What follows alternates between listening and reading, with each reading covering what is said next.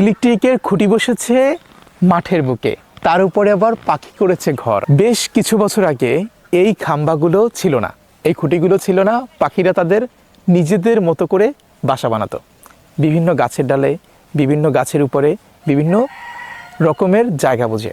কিন্তু এখানটাতে দেখা গেছে একটি জায়গা রয়েছে ডিশ লাইনের, যেই জায়গাটাতে কি করা হচ্ছে, পাখি যখন দেখতে পেয়েছে এখানটাতে একটা সুন্দর ফাঁকা জায়গা রয়েছে, তাই পাখি এখানে সুযোগ বুঝেই তার ঘর তৈরি করে ফেলেছে। ওদের তো আসলে কোনো ঘর নাই, ওদের তো বড় বড় কোনো অট্টালিকা নেই।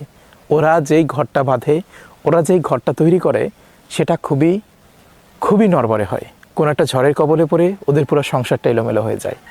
মানুষ টিকে থাকে, মানুষের টিকে থাকা যায়, মানুষ টিকে থাকতে পারে, কিন্তু পাখিদের কোনো রকমের আশ্রয় হয় না। দেখতে পাচ্ছেন ছোট্ট একটি কুটির পেয়েছে, আর সেই কুটিরই নিজের আস্তাবর বানিয়েছে, নিজের একটা ঘর তৈরি করেছে, নিজের একটা বাসা তৈরি করতে তারা এখানে ব্যস্ত হয়ে পড়েছে এবং তৈরি করেছে।